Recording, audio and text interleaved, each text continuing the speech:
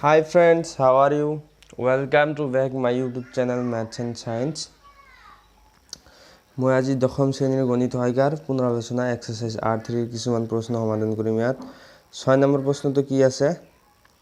নিম্নলিখিত সংখ্যাকেইটাৰ ঘনমূল নিৰ্ণয় কৰা। ঠিক আছে, ঘনমূল উলিওৱা। ইয়াত কিছুমান সংখ্যা দিয়া আছে, সংখ্যাবিলাকৰ আমি উৎপাদক নকৰি, উৎপাদক কৰিলে বহুত সময় লাগিব আমাৰ, আমি উৎপাদক নকৰি এনে ডাইৰেক্ট আমি ঘনমূল নিৰ্ণয় কৰিম। ঠিক আছে, এতিয়া প্ৰথমটো সংখ্যা কি দিয়া আছে? 1331 না, যেহেতু আমাক কৈ দিছে ঘন না, ঘন মানে কি তিনিটা, শেষৰ তিনিটা আৰু প্ৰথমৰ এটা, চাৰিটা সংখ্যা আছে, আমি শেষৰ পৰা তিনিটা লম আৰু প্ৰথমত যিকেইটা থাকিব থাকিব, শেষৰ পৰা আমি তিনিটা লৈছো। এই শেষৰ এককৰ স্থানত যিটো সংখ্যা থাকিব সেই সংখ্যাটোক আমি বৰ্গ কৰিলে এককৰ স্থানত কিমান পাম? চোৱা, আমি এককৰ স্থানত কি আছে? এককৰ স্থানত 1 আছে না, এককৰ স্থানত 1 থাকিলে 1ক যদি বৰ্গ কৰো আকৌ আমি এককৰ স্থানত কি পাম? 1 পাম। এতিয়া যদি আমি 1ক বৰ্গ কৰো আমি এককৰ স্থানত কি পাম? 1 পাম। এতিয়া কি সংখ্যা, এতিয়া এই প্ৰথমৰ 1টো কি সংখ্যা বৰ্গ কৰিলে 1 হ'ব বা 1তকৈ কম হ'ব? কি সংখ্যা বৰ্গ কৰিলে? ঠিক আছে, যদি 1ক আমি কি সংখ্যা ঘন কৰিলে, যদি আমি 1ক ঘন কৰো কিমান পাম? 1 পাম না। যদি আমি 1ক ঘন কৰো, যদি আমি 1ক ঘন কৰো আমি 1 পাম। ঠিক আছে, তো এইটো হ'ব কি 1, এইটোৰ এনসাৰ হ'ব কিমান? 11। ঠিক আছে, এতিয়া চোৱা 2 নম্বৰ প্ৰশ্নটো কি আছে? 1728, প্ৰথমত আমি কি শেষৰ পৰা তিনিটা লম, যেহেতু ঘন কৈছে আৰু কি প্ৰথমত যিকেইটা থাকিব থাকিব। ইয়াত কি 1728ৰ এককৰ স্থানত আছে 8। ঠিক আছে, এই 8ক ঘন কৰিলে আমি এককৰ স্থানত কিমান পাম? চোৱা, যদি আমি 8ক ঘন কৰো এককৰ স্থানত কি পাম? 2 পাম। ঠিক আছে, আমি সেই 2টো লিখিম।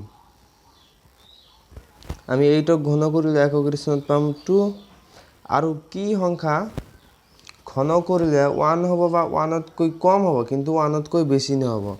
কি সংখ্যা ঘন কৰিলে 1ক যদি আমি ঘন কৰো কিমান হ'ব? 1 হ'ব। যদি আমি 2ক ঘন কৰো কিমান হ'ব? 8 হ'ব। 8ৰ ডাঙৰ আমি কি 1 হ'ব। ঠিক আছে, এইটোৰ আনসাৰ কিমান হ'ব? 12। এতিয়া নেক্সট 3 নম্বৰটো কি আছে? 3 নম্বৰ প্ৰশ্নটো ইয়াত কি আছে? 2197 না, ইয়াত আমি প্ৰথমত শেষৰ পৰা 3 লম আৰু প্ৰথমত যিকেইটা থাকিব থাকিব, প্ৰথমত আছে কি 2 না।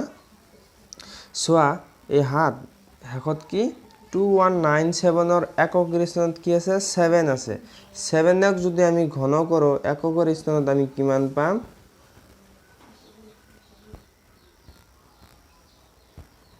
আমি 7ক ঘন কৰিলে, চোৱা, আমি যদি 7ক ঘন কৰো এককৰ স্থানত আমি কি পাম? 3 পাম। ঠিক আছে, আমি 7ক ঘন কৰিলে এককৰ স্থানত 3 পাম। আৰু কি সংখ্যা ঘন কৰিলে, কি সংখ্যা ঘন কৰিলে 2 হ'ব বা 2তকৈ কম হ'ব? যদি আমি 1ক ঘন কৰো কিমান পাম? আমি 1ক ঘন কৰিলে 1 পাম। ঠিক আছে, যে কি সংখ্যা ঘন কৰিলে এই 2 হ'ব বা 2তকৈ কম হ'ব? যদি আমি 1ক ঘন কৰো 1 পাম, যদি আমি 2ক ঘন কৰো কিমান পাম? 8 না। 8টো 2তকৈ ডাঙৰ, সেইকাৰণে আমি 2ক যদি ঘন কৰো 2টো নহ'ব, এইটো আমাৰ 1 হ'ব। যদি আমি 1ক ঘন কৰো কিমান পাম? 1ক ঘন কৰিলে আমি 1 পাম, এইটো হ'ব 1।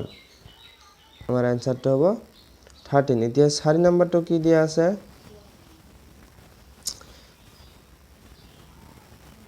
2744, ইয়াত আমি শেষৰ পৰা 3টা লম আৰু প্ৰথমত এটা আছে না। সো ইয়াত কি আমি ফৰক যদি ঘন কৰোঁ কিমান পাম ফৰক যদি আমি ঘন কৰোঁ এককেৰ স্থানত কিমান পাম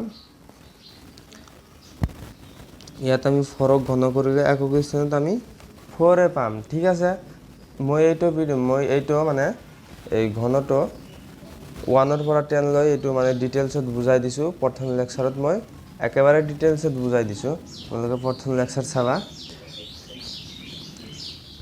আমি কি ফৰক যদি ঘন কৰি এককেৰ স্থানত 4 পাম তো ইয়াত কি হ'ব এককেৰ স্থানত আমাৰ ইয়াত আমাৰ 4 হ'ব আৰু ইয়াত কি আছে 2 আছে না প্ৰথমৰ সংখ্যাটো আমাৰ 2 2 যদি সৰি কি সংখ্যা ঘন কৰিলে 2 হ'ব বা 2 তকৈ কম হ'ব 1 ক ঘন কৰিলে আমি কি পাম 1 পাম না আকৌ যদি 2 ঘন কৰোঁ আমি কিমান পাম 8 পাম তো আমাৰ কি হ'ব 1 হ'ব ঠিক আছে 1 ক ঘন কৰিলে আমি 1 পাম 1 টো 2 তকৈ সৰু তো ইয়াত কি হ'ব 1 আমাৰ নিৰ্ণয় ঘনমূল কিমান হৈছে 14 আজিৰ ভিডিও ইমানতে শেষ প্লিজ মোৰ চেনেলটো সাবস্ক্ৰাইব কৰিবা আৰু ভিডিওটো লাইক কৰি দিব ভিডিওটো শেয়াৰ কৰি দিব